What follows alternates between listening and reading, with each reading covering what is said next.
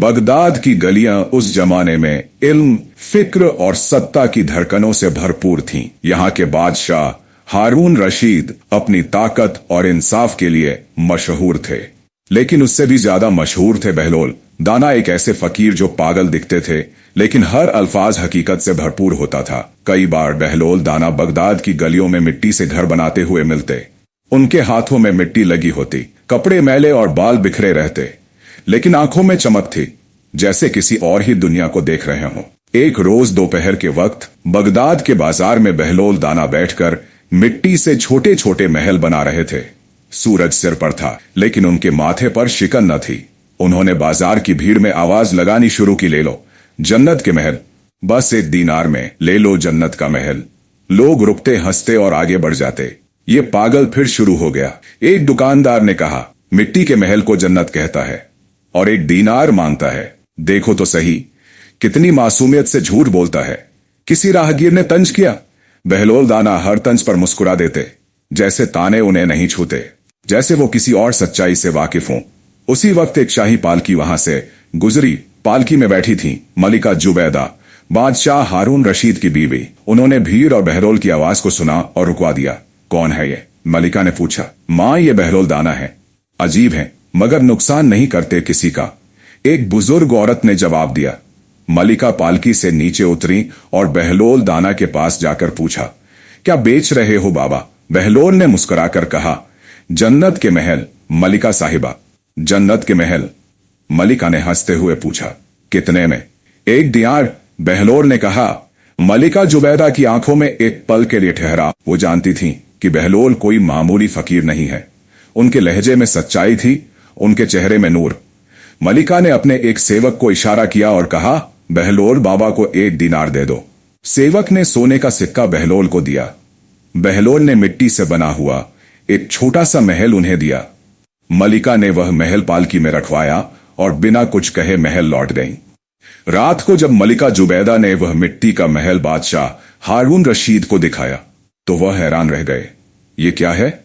जन्नत का महल है, मलिका ने गंभीरता से कहा। क्या मतलब? आज मैंने बहलोल दाना से 1 दीनार में खरीदा है। उन्होंने कहा था कि ये जन्नत का महल है। हारून रशीद जोर से हंस पड़े। तुम भी बहलोल की बातों में आ गई। लेकिन मलिका ने कहा, मैंने बहलोल की आंखों में देखा था, वो झूठ नहीं बोल रहे थे। अगर इस मिट्टी के महल के पीछे मेरा ईमान काम आया तो कयामत के दिन अल्लाह इसे जन्नत का महल बना देगा। हारून रशीद के चेहरे पर सोच की लकीरें खिंच गईं। उसी वक्त उन्होंने बहलोल दाना को बुलवाने का हुक्म दिया। बहलोल दाना सुबह ही सुबह दरबार में पहुंच गए। बहलोल, बादशाह ने पुकारा, क्या यह सच है कि तुम मिट्टी के महल बेचते हो? जी बादशाह सलामत, मैं जन्नत के महल बेचता हूँ। और 1 दीनार में? जी, तो मुझे भी एक महल बेचता हूँ। बहलोल दाना मुस्कुराए। माफ कीजिएगा, अब कीमत बदल गई है। क्यों? क्योंकि मलिका ने बिना सवाल किए, बिना हंसे, मेरे अल्फाज पर यकीन करके जन्नत का सौदा किया। और आप तो पहले हंसे, फिर सवाल किया और अब दरबार में बुलाकर पूछ रहे हैं। अब कीमत 1 लाख दीनार है। बादशाह कुछ देर तक बहलोल को देखते रहे। उनके लहजे में गुरूर नहीं था, न मजाक, एक सादगी थी और एक बादशाह हारून रशीद को कोई इतनी साफ गोई से जवाब देने की हिम्मत नहीं करता था। लेकिन बहलोल दाना की बातों में कोई डर नहीं था, सिर्फ हकीकत थी। 1 लाख दीनार, बादशाह ने दोहराया। जी, बहलोल ने शांत स्वर में कहा। क्यों इतना फर्क? क्योंकि आपकी मलिका ने ईमान से सौदा किया था और आपने शक से। आप तर्क कर रहे हैं, वह विश्वास से आई थी। जिस सौदे में ईमान हो वो सस्ता होता है, जिस सौदे में घमंड और सत्ता की जांच हो वो महंगा पड़ता है। दरबार में बैठे वजीर और अमीर चुप थे, लेकिन दिल में हलचल मची थी। बादशाह ने थोड़ी देर सोचा और फिर कहा, ठीक है, मैं तैयार हूं। 1 लाख दीनार। बहलोल मुस्कुराए और कहा, लेकिन अब बात सिर्फ दीनार की नहीं है। आपको भी उसी तरह यकीन से यह सौदा करना होगा जैसे मलिका ने किया था, वरना यह महल सिर्फ मिट्टी ही रहेगा। बादशाह ने गहरी सांस ली। उस रात वो सो नहीं पाए। वो बार बार मलिका जुबैदा के चेहरे पर उस दिन की चमक याद करते रहे। कैसे वो एक मिट्टी का महल लेकर लौट आई थीं और विश्वास से कहा था, ये जन्नत का महल है। कई दिन गुजर गए। बहलोल दाना फिर से गलियों में मिट्टी से महल बना रहे थे। इस बार उनके पास भीड़ ज्यादा थी। सब जानना चाहते थे कि क्या जन्नत वाकई इतनी सस्ती मिलती है। एक दिन बादशाह चुपचाप आम कपड़ों में बाहर निकले और बहलोल के पास आए। बहलोल, अब मैं तिजारत नहीं, तौबा करने आया हूं। बहलोल ने देखा, बादशाह की आंखों में अहंकार की जगह अब तवाजुन था, एक विनम्रता।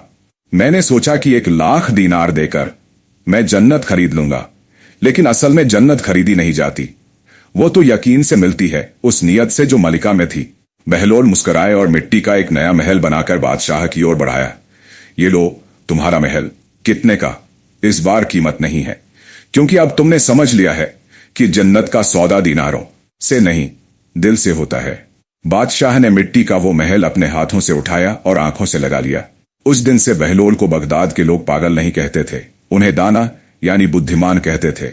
और बादशाह हारून रशीद, उन्होंने एक कमरा अपनी कसर में बनवाया, जिसमें सिर्फ एक मिट्टी का महल रखा था, जो उन्हें हर रोज याद दिलाता था कि जन्नत सिर्फ उस इंसान को मिलती है जो बिना शक सिर्फ ईमान से आगे बढ़ता है।